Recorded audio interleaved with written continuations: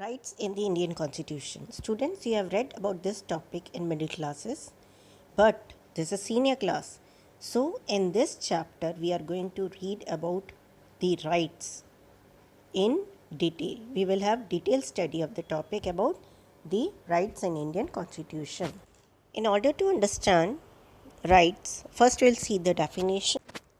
Rights are conditions of social life to be given by society and recognized by the state to promote welfare of the people. In a way, we can say the favorable conditions and guarantees to be provided by the state to the citizens to live a dignified life. So here we can see three important points come together in this definition. These are, first is favorable condition. The conditions have to be made favorable. Given by state to the citizens. Rights are guarantee given by the state, and to whom it is given? It is given to the citizens. Now, what is the purpose of giving? The purpose is that students, all the citizens should be able to live a dignified life, a respectable life जो कि हम कह सकते हैं society में easily बहुत comfortably सब एक साथ अपनी लाइफ जी पाएँ. इसके साथ ही हम डिस्कस करते हैं how these rights are categorized. these fundamental rights are categorized under main 3 parts. इनको मेन 3 पार्ट्स में हमने डिवाइड किया है, जो कि एज आई सेड कि हम डिटेल स्टडी कर रहे हैं, जो कि हम आगे जा कर के और इनको बेसिक राइट्स को और ज़्यादा डिवाइड करके हम स्टडी करेंगे. So these are 1 social right, 2 political rights and 3 economic rights.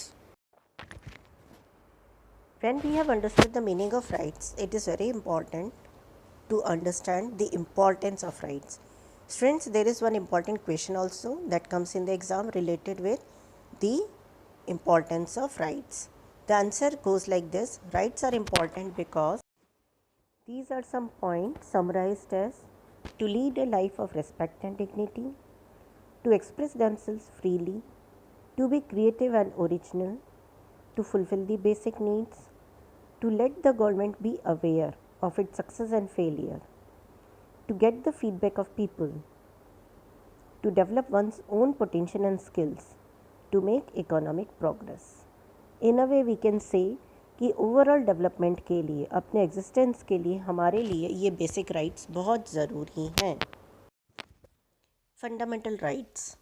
When we talk about fundamental rights, these are divided into main 6 parts. जो हमारी बेसिक फंडामेंटल राइट्स हैं, they are 6 in number. वो कौन कौन सी हैं? वो हैं right to equality, right to freedom, right to freedom of religion, right against exploitation, cultural and educational rights, और लास्ट है right to constitutional remedy. Now we'll discuss these rights, basic rights in short. हम बहुत short में discuss करते हैं. जैसे first है right to equality. तो इसके लिए हम कहते हैं all are equal in the eyes of law. हमारे कंट्री में ये है कि हम सबको समान अधिकार हैं, वी ऑल आर इक्वल. फिर है राइट टू फ्रीडम. फ्रीडम यानी कि लिबर्टी, आज़ादी. हम सबको आज़ादी, हम यहाँ से वहाँ कहीं भी जा सकते हैं, ट्रैवल कर सकते हैं. Right to freedom of religion. Religion यानी कि आप जो भी चाहें वो धर्म रिलीजन फॉलो कर सकते हैं, जिस भी गॉड को वर्शिप करना चाहें उन गॉड को फॉलो कर सकते हैं. Right against exploitation. अगर आपके साथ कोई मिसबिहेव हो रहा है, आपका एक्सप्लॉयटेशन हो रहा है, तो आपको उसके खिलाफ आवाज़ उठाने का भी अधिकार है. Cultural and educational rights. इसके साथ हम देखते हैं, इसका एक आंसर भी बनता है जो हम आगे डिस्कस करेंगे, कि बेसिक फंडामेंटल राइट्स में ये जोड़े गए हैं कि जो हमारा बेसिक कल्चर है वो इंटैक्ट रहे, वो अलाइव रहे. और इसके साथ साथ आपने देखा होगा कि RTE भी लागू हुआ है, राइट टू एजुकेशन, यानी कि सबको, हर एक सिटीज़न को, हर एक बच्चे को यहाँ पर एजुकेशन पाने का अधिकार है, राइट है पूरा. राइट टू कॉन्स्टिट्यूशनल रेमेडी, ये हमारा एक बहुत इंपॉर्टेंट पार्ट भी है, और साथ साथ में एक और क्वेश्चन भी है इस पे आपका बनता है. तो कॉन्स्टिट्यूशनल रेमेडी क्या है? इसमें हम अगर छोटे में समझे तो ये है कि अगर हमारे कोई भी राइट हमसे छीनी जाए तो हम कॉन्स्टिट्यूशन की हेल्प ले सकते हैं। हमारे पास अधिकार है कि we can go to court and ask for justice. ठीक है, ये एक तरह से बाकी सारे राइट्स को प्रोटेक्ट करती है। Next we will discuss the basic 3 parts. हमने देखा था फंडामेंटल राइट्स के पहले 3 types of rights are divided in 3 main parts. अब हम उससे और थोड़ा डिटेल में देखेंगे। तो हम फर्स्ट रखते हैं पॉलिटिकल राइट्स कि पॉलिटिकल राइट्स होती क्या हैं। पॉलिटिकल वर्ड से समझ में आ जाता है कि इसमें इक्वलिटी तो है सिटीजन्स को, लेकिन किस सेंस में। इक्वलिटी है right to participate in political process, यानी हमारी कंट्री में जो भी पॉलिटिकल प्रोसेस होती है उसमें पार्टिसिपेट करने का हमारे सिटीजन्स को पूरा अधिकार है, पूरा राइट है। It provides the right to vote and elect the representative, जिसे हम यूनिवर्सल इलेक्ट फ्रेंचाइजी भी बोलते हैं।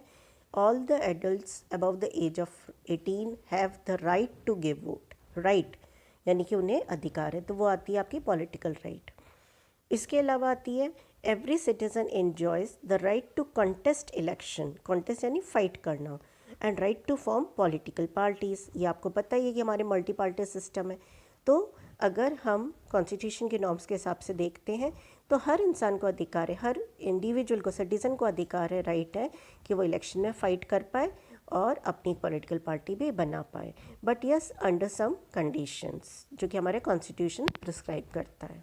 नेक्स्ट है आती है हमारी economic rights. As the word says economic, यानी कि हाँ मनी से रिलेटेड है। हर सिटीज़न को ये राइट है कि वो अपनी इकोनॉमिक प्रोग्रेस कर पाए। It includes the basic needs to live and to enjoy the right to get food, shelter, clothing, health etcetera, an adequate wage to meet their basic needs. हर इंसान को अधिकार है कि वो एक मिनिमम लेवल जो अर्निंग है वो कर पाए, अपनी इच्छा से काम कर पाए, प्रोफेशन सेलेक्ट कर पाए। Democratic societies provide reasonable condition of work. अब काम करना यानी सिर्फ एम्प्लॉय नहीं है, एम्प्लॉय को कैसी कंडीशन दी जाती हैं, इन्वायरमेंट दिया जाता है, किन कंडीशंस पे वो काम करते हैं, ये सारे के सारे इन्वायरमेंट और जितनी भी फैसिलिटीज़ हैं ये सारी इसमें आती हैं। Citizens with low incomes receive housing, medical facilities and unemployed persons receive a certain minimum wage to meet their basic needs। आपको बीपीएल का पता ही है, below poverty line.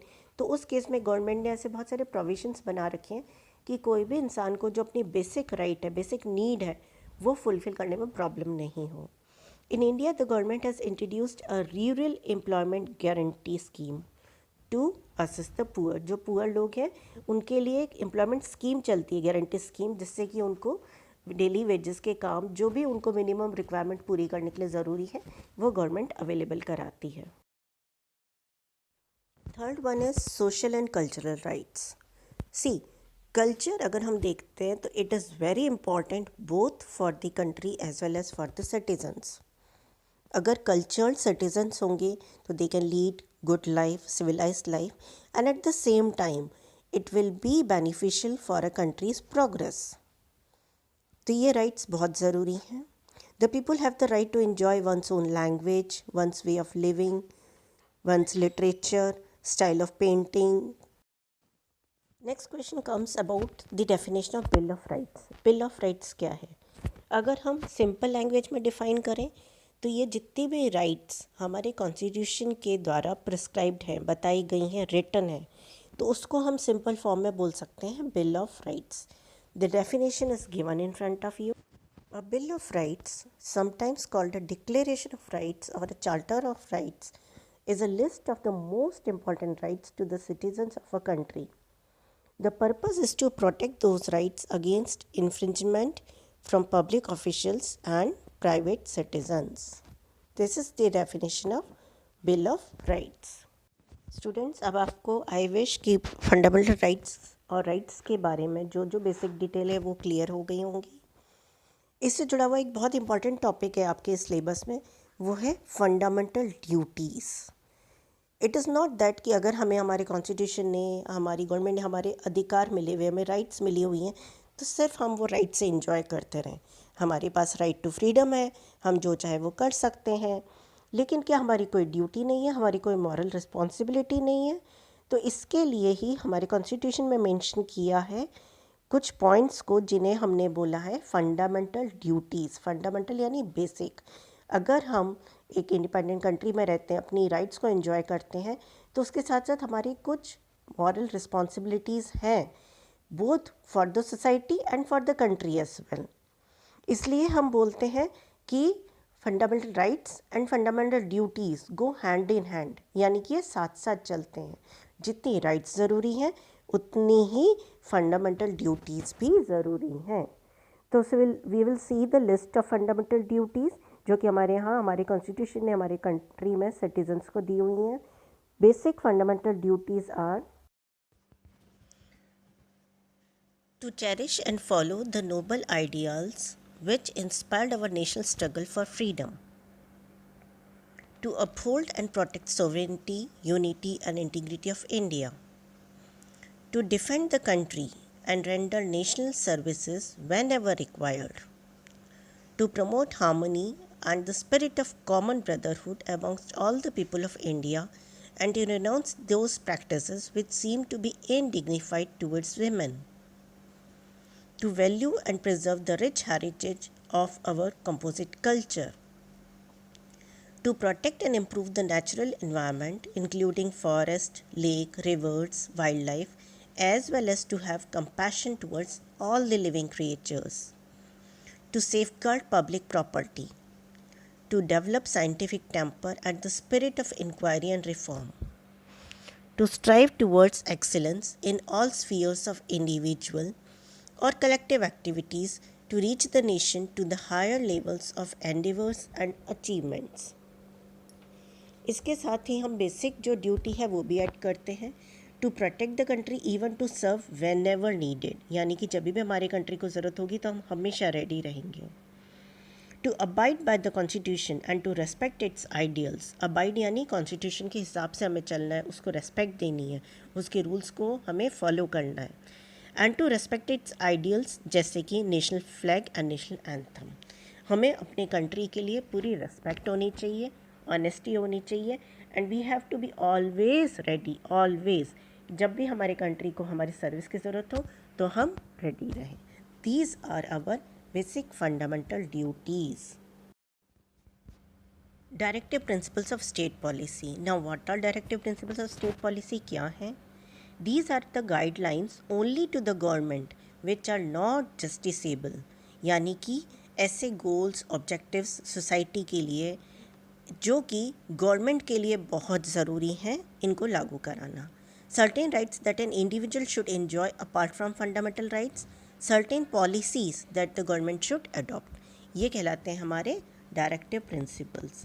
Now there is one more important question that tells us about the relationship between the fundamental rights and the directive principles, which goes like this.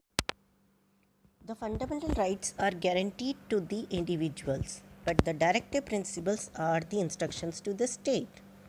The fundamental rights are justiciable, means in case of their violation it can be challenged either in the High Court or Supreme Court that bears a duty to safeguard the rights, whereas directive principles of state policy are not justiciable.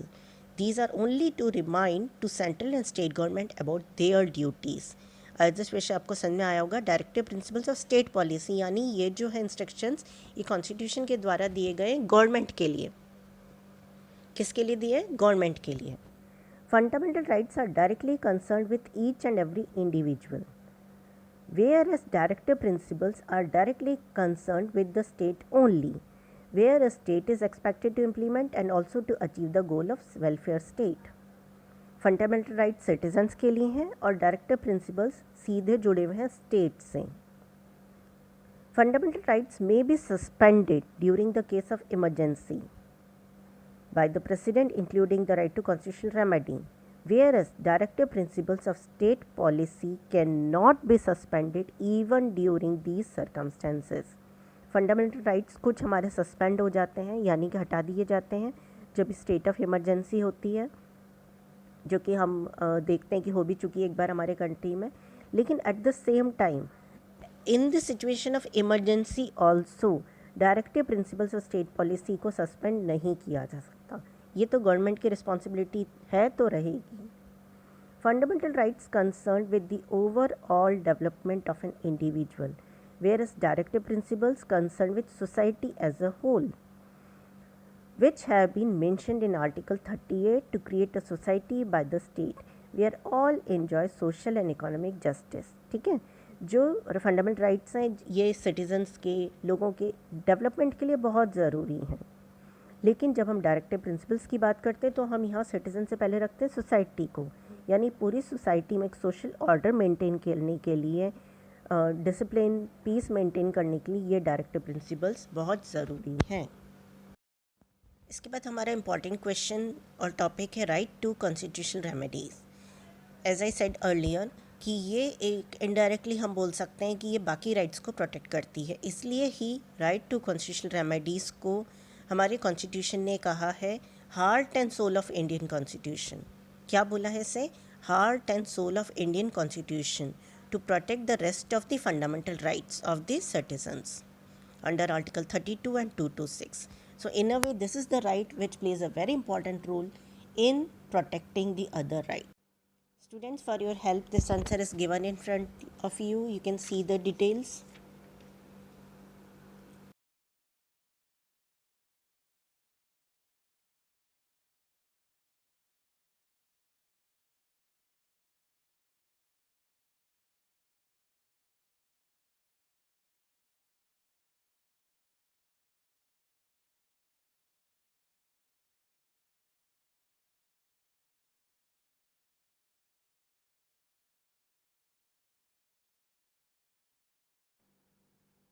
We are doing now short revision.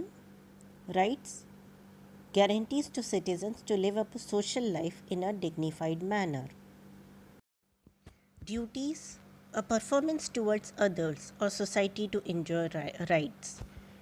Duties are our moral responsibility for the country, for the nation and for the society.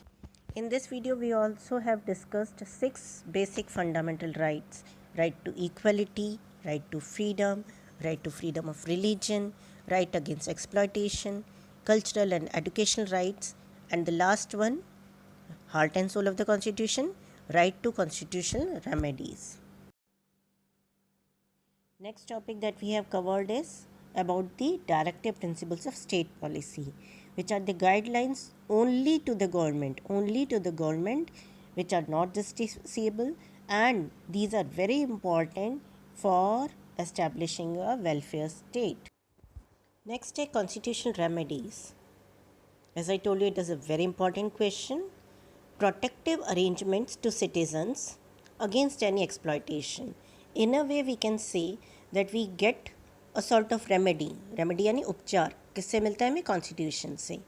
किसके लिए? कि अगर हमारा कोई भी right हमसे छीनी जाती है, so we can go to the court. तो ये है हमारा कॉन्स्टिट्यूशनल